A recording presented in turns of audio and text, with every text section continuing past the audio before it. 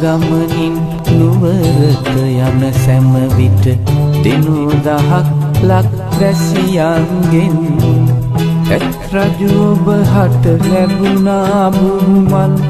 අඩුවක් නොමැතිව